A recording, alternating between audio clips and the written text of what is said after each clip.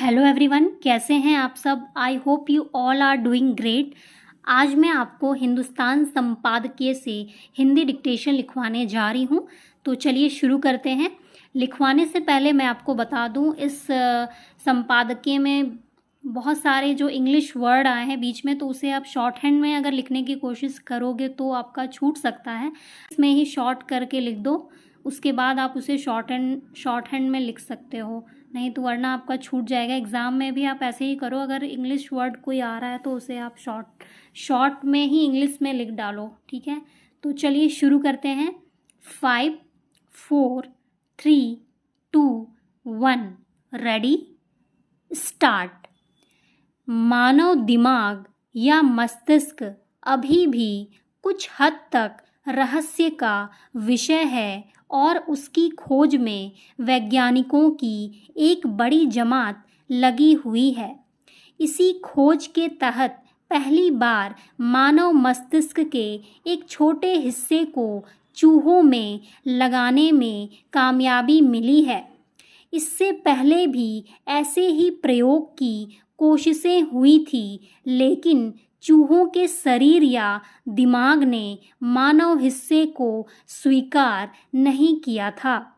नैतिकता को लेकर भी बहस तेज हो जाएगी, लेकिन इसमें गौर करने की बात यह है कि मस्तिष्क किसी जीवित या मृत मानव से नहीं लिया गया है। प्रयोगशाला में विकसित मानव मस्तिष्क के ऊतकों के छोटे छोटे या कुछ मिलीमीटर व्यास के हिस्सों को चूहे के दिमाग में प्रत्यारोपित किया गया है।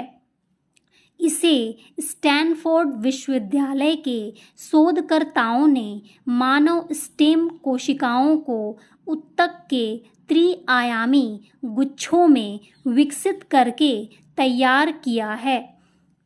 ब्रेन ऑर्गेनाइड कहे जाने वाले इन सरलीकृत दिमागी संरचनाओं में वास्तविक मानव मस्तिष्क की कुछ कोशिकाएं और गुण मौजूद हैं जो चूहों के विकास व तंत्रिका संबंधी संरचना पर असर डाल सकते हैं। यह बड़ी कामयाबी है कि इस बार प्रयोग ने काम किया है। ऑर्गेनाइड ने जानवरों के मस्तिष्क सर्किट के साथ संबंध बना लिए हैं। आने वाले दिनों में चूहों पर इसका असर दिख सकता है। बताया जाता है कि स्टैनफोर्ड की टीम ने मानव कोशिकाओं के समूहों को नवजात चूहों के सोमेंटोसेंसरी कॉर्टेक्स में प्रत्यारोपित किया। यह दिमाग का वह हिस्सा होता है जो पूरे शरीर से संवेदी सूचनाओं जैसे स्पर्श इत्यादि को संसाधित या प्रोसेस करता है। मानव मस्तिष्क ने चूहों के मस्तिष्क के 1/3 हिस्से पर कब्जा कर लिया है। नेचर पत्रिका में प्रकाशित विस्तृत रिपोर्ट के अनुसार वैज्ञानिक उन चूहों का गहराई से अध्ययन कर रहे हैं। इससे मस्तिष्क पर हो रहे प्रयोगों को बहुत बल मिलने वाला है। वैज्ञानिकों की इस टीम ने अपने पहले के प्रयोग में देखा था कि मानव हिस्सा चूहों में सफलतापूर्वक परिपक्व नहीं हो पाया। इसलिए इस बार मानव मस्तिष्क के हिस्से को चूहों की संरचना के अनुरूप ही तैयार किया गया। नवजात चूहों पर यह प्रयोग किया गया है और प्राप्त सफलता साफ बताती है कि इस तरह का प्रयोग वयस्क हो चुके मस्तिष्क पर अभी कामयाब नहीं होगा। किसी वयस्क मस्तिष्क में ऐसे प्रयोग को कामयाब बनाने में वैज्ञानिकों को और मेहनत करने की ज़रूरत पड़ेगी। स्टैनफोर्ड के शोधकर्ताओं ने अपने कुछ ऑर्गेनाइड को टिमोथी सिंड्रोम के रोगियों से ली गई कोशिकाओं से विकसित किया है। यह एक गंभीर आनुवांशिक बीमारी है।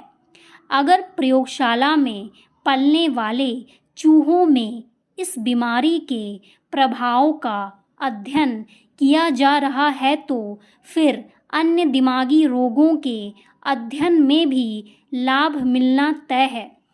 अभी मानव मस्तिष्क पर सीधे काम करना या प्रयोग करना खतरे से खाली नहीं है, इसलिए वैज्ञानिकों ने मानसिक रोगों के अध्ययन में चूहों से सहयोग लेना तय कर रखा है।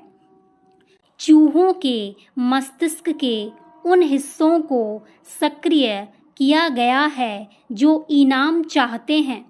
खैर, मानव मस्तिष्क के मटर से भी छोटे आकार के हिस्से का प्रयोग हो रहा है। एक आशंका यह भी है कि प्रयोग चूहों के हित में नहीं है और चूहों में अवांछित असर भी दिख सकता है। बहरहाल वैज्ञानिक प्रमाण खोज रहे हैं।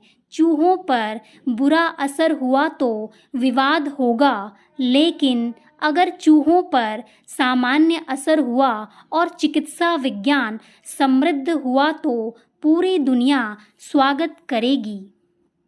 Thanks for watching.